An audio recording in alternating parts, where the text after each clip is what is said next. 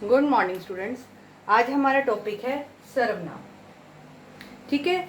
अच्छा बच्चों, एक व्याकरण में एक शब्द ऐसा है जो हम किसी के लिए भी प्रयोग कर सकते हैं, चाहे वो लड़का है, चाहे वो लड़की है, चाहे वो बड़े बूढ़े हैं, चाहे वो जवान हैं, चाहे वो लेडीज हैं, किसी के लिए भी यूज कर सकते हैं। वो कौन सा शब्द है? वह। ठीक है। और वो किस में आता है? सर्वनाम में। ठीक है। सर्वनाम कौन से शब्द होते हैं? सर्वनाम जैसे हम कोई अनुच्छेद लिखते हैं हम, ठीक है, मेरा मित्र, या मैं अपने बारे में ही लिखती हूँ। ठीक है।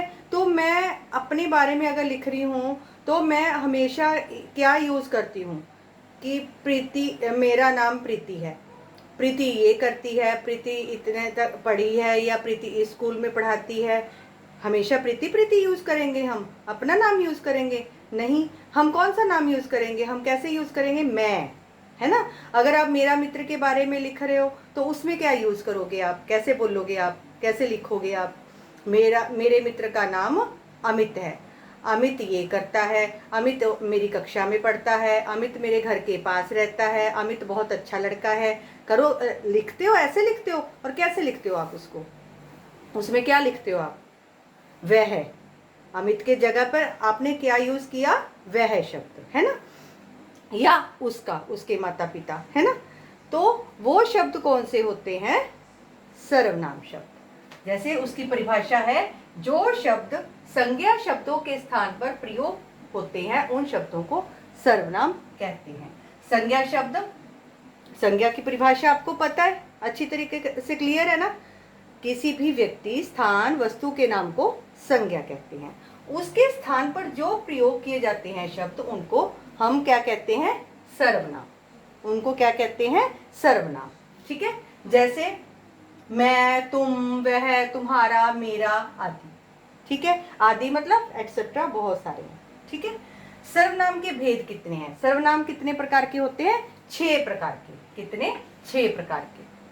पहला है पुरुषवाचक सर्वनाम। इसमें कौन से सर्वनाम शब्द आते हैं, किसके लिए प्रयोग किए जाते हैं? बोलने वाला, सुनने वाला, या किसी अन्य के लिए। जैसे मैं, तुम, या कोई और, उसका। ठीक है। मैं, हम, तुम, मेरा, आदि, ये शब्द किसके लिए यूज होते हैं? किस में आते हैं ये शब्द? पुरुषवाचक सर्वनाम में। मैं ये काम कर रहा हूं। ठीक है।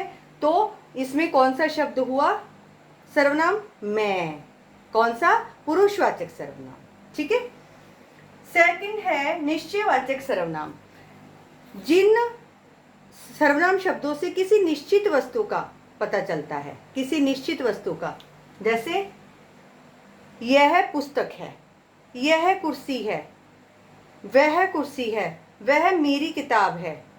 ठीक है। यहाँ पे क्या हुआ? वह क्या है हमारे पास? कौन सा? निश्चयवाचक सर्वनाम। कौन सा? निश्चयवाचक, जहां पे निश्चित वस्तु का पता चलता है हमें। ठीक है।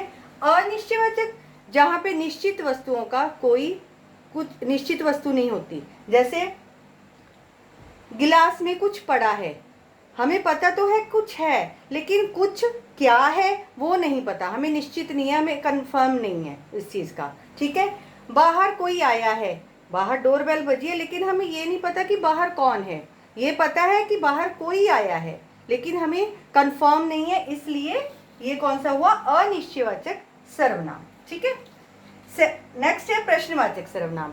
जिन सर्वनाम शब्दों से किसी प्रश्न का पता चलता है, जैसे कौन आया है, आप कहाँ जा रहे हो, आप क्या कर रहे हो।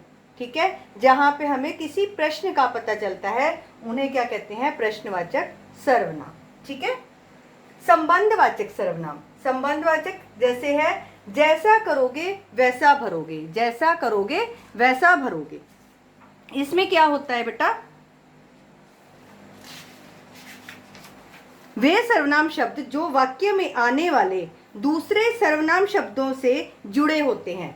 जैसे जैसा करोगे वैसा भरोगे, देखो दोनों, दो वाक्य हो गए, दोनों में जुड़ा हुआ है। जो जैसा करेगा वैसा भरेगा, जो करेगा सो भरेगा, जिसकी लाठी उसकी भैंस। तो वो दोनों शब्द आपस में जुड़े हुए हैं, जैसे जैसा वैसा, जिसकी उसकी, जो सो।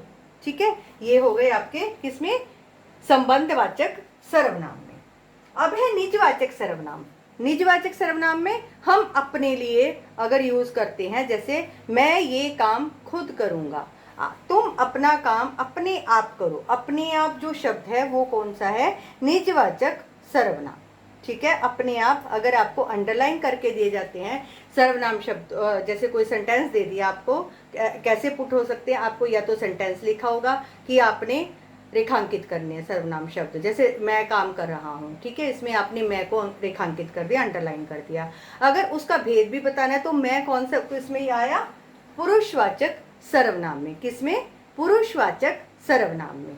ठीक है, अगर आपको वहां पे रेखांकित किया हुआ है पहले, जैसे वही है, बाहर कौन आया है, कौन को अंडरलाइन किया हुआ है पहले, ठीक है, और आपने भेद बताना है उसका कि कौन सा सर्वनाम का कौन सा भेद है, कौन शब्द जो है सर्वनाम का कौन सा भेद है, तो किस में जाएगा वो, प्रश्नवाचक सर्वनाम में। ठीक है, मैं अपना काम स्वयं करूंगा, स्वयं में, स्वयं को अंडरलाइन किया हुआ है, आपने भेद बताना है, तो वो किस में जाएगा, निजवाचक सर्वनाम। जिसकी लाठी उसकी भैंस, जिसकी और उसकी को आपका अंडरलाइन किया हुआ है, या आपने बताना है, ऐसे सेंटेंस दिया हुआ है आपको, आपने बताना है कि इसमें कौन सा कौन से शब्द क्या है, सर्वनाम शब्द है, रेखांकित करो। तो आप जिसकी और उसकी दोनों को लगाओगे, और उसका अगर भेद भी बताना है तो किस में आएगा, संबंधवाचक सर्वनाम में।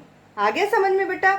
अगर आपको इसमें कोई इसमें है, जैसे निश्चयवाचक में, यह मेरी पुस्तक है, ये आपका है क्या, इसमें यह को लगाया हुआ है, तो यह जो है शब्द बेटा निश्चयवाचक सर्वनाम में है। ठीक है, गिलास में दूध में कुछ पड़ा है, कुछ को अंडरलाइन किया हुआ है, आपने बताना है कि कौन सा भेद है, तो क्या बताओगे आप, अनिश्चयवाचक सर्वनाम। ठीक है बेटा, अगर आपको इसमें कोई भी डाउट लगता है तो आप मेरे को क्लास में पूछ सकते हो बेटा। ठीक है, अब आपने क्या पढ़ा, सर्वनाम में जो शब्द संज्ञा शब्दों के स्थान पर प्रयोग किए जाते हैं उन शब्दों को सर्वनाम कहते हैं। ठीक है, सर्वनाम के कितने भेद हैं, 6। कौन कौन से, पुरुषवाचक सर्वनाम, निश्चयवाचक सर्वनाम, अनिश्चयवाचक सर्वनाम, प्रश्नवाचक सर्वनाम, संबंधवाचक सर्वनाम और निजवाचक सर्वनाम। कितने हो गए आपके, 6 भेद। ठीक है, पुरुषवाचक, निश्चयवाचक, अनिश्चयवाचक, प्रश्नवाचक, संबंधवाचक और निजवाचक सर्वनाम, ये आपके कंप्लीट हो गए। आई होप सो कि आपको बहुत अच्छी तरीके से समझ आया होगा। अगर आपको नहीं समझ में आया बेटा, मेरे को क्लास में आप दोबारा से पूछ सकते हो, एनी क्वेरी। ओके बेटा, ठीक है, ओके, थैंक यू बेटा।